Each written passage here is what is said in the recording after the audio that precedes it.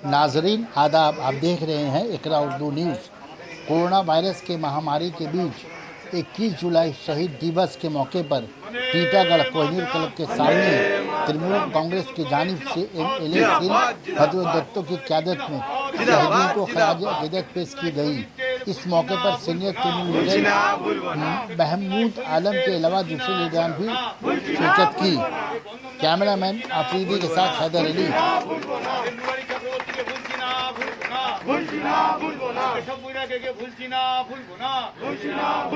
রতন দাসকে ভুলছি না, ভুলবো না, খালেককে ভুলছি না, ভুলবো না, ইনুকে ভুলছি না, ভুলবো না, অমর শহীদ অমর রহে, অমর শহীদ অমর রহে, বন্দে মাতরম। ভুলছি না, ভুলবো না, ভুলবো না। এরপরে আমাদের মাননীয় বিধায়ক শ্রীমতী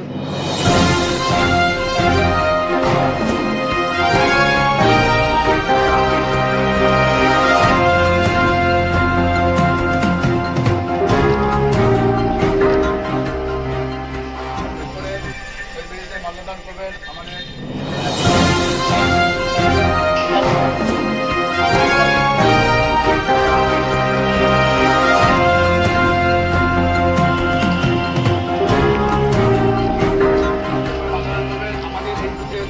কমিটির সদস্য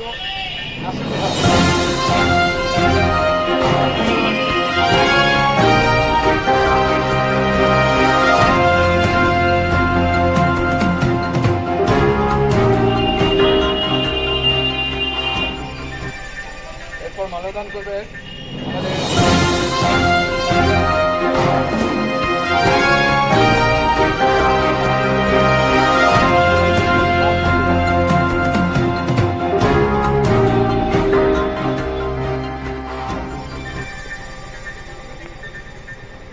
এরপরে মাল্যদান করবেন 93 সালের আগে সারা পশ্চিমবাংলার মানুষ দেখতে নির্বাচন কিভাবে হতো। সিপিএমের সন্ত্রাসবাদীরা সমস্ত বুথ দখল করে তৃণমূল কংগ্রেস বা বিরোধী রাজনৈতিক দলের নেতৃত্বকে কর্মীদের সরিয়ে দিয়ে বুথ দখল করত।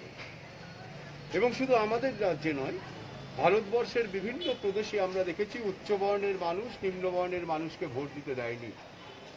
আমরা দেখেছি যে বিভিন্ন জায়গায় যে রাজনৈতিক দলের ক্ষমতা বেশি সেই রাজনৈতিক দল অন্য দলকে ভোট দিতে দেয়নি। তখন ভারতবর্ষের বিরোধী দলের নেত্রী, তখন পশ্চিমবাংলার যুবনেত্রী, তখনকার যুব কংগ্রেসের সভানেত্রী মমতা বন্দ্যোপাধ্যায় প্রথম ভারতবর্ষের বুকে আওয়াজ তুললেন, no identity card no vote. কারণ আইডেন্টিটি কার্ড ছাড়া ভোট হওয়ার জন্য এই সন্ত্রাস বেশি করে হচ্ছিল।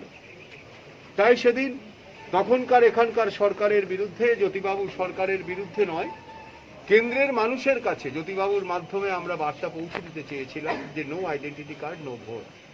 কিন্তু জ্যোতিবাবু নিজের ঘরে নিয়ে সেই মিছিলের ওপর গুলি চালালেন, যার গুলিতে 13 জন তরতাজা যুবকের রক্তে কলকাতার রাস্তা লাল। আমাদের নেত্রী আক্রান্ত হলেন, 3 মাস হসপিটালে ভর্তি রয়েছেন। তারপর থেকে প্রতি বছরই আমরা এই দিনটা পালন করে এসেছি, আমরা এই দিনটা পালন করি। যদিও ওর ঘটনার পরেই ভারতবর্ষের বিভিন্ন প্রদেশে ভারত কেন্দ্রীয় সরকার বাধ্য হয়েছিল আন্দোলনের আওয়াজেই যে আইডেন্টিটি কার্ড চালু করার জন্য। আজকে আমরা যখন ভোট দিতে যাই, যখন আইডেন্টিটি কার্ড নিয়ে আমরা ভোট দিতে যাই, তখনও আমরা স্মরণ করি এই 13টা তরতাজা যুবকের, যাদের রক্ত দিয়ে এই আন্দোলনের সূচনা। আজকে সেই জায়গায় সেই দিনে দাঁড়িয়েই আজকে আবার নতুন করে আমাদের আন্দোলন করার সময় এসেছে। কারণ আমরা দেখছি যখন পশ্চিমবাংলার সরকার কাজ করার চেষ্টা করছেন, বাংলার মানুষের পাশে দাঁড়িয়ে কাজ করার চেষ্টা করছেন, তখন কিছু মানুষ বাংলার সংস্কৃতির বিরুদ্ধে গিয়ে বাংলার বুকে কখনো জাতপাতের লড়াই, কখনো ধর্মের লড়াই করে বাংলাকে ভাগ করতে চাইছেন। একদিকে যখন করোনা আবহে আমরা আক্রান্ত হয়েছি, প্রতিদিন লড়াই করতে হচ্ছে, আমফানের দাপটে আমরা আক্রান্ত হয়েছি, আমাদের কোটি কোটি টাকা নষ্ট হয়েছে, সরকারকে দিতে হচ্ছে, আয় নেই সরকারের এখন, কারণ করোনা আবহে আয়টা বন্ধ হয়ে গেছে।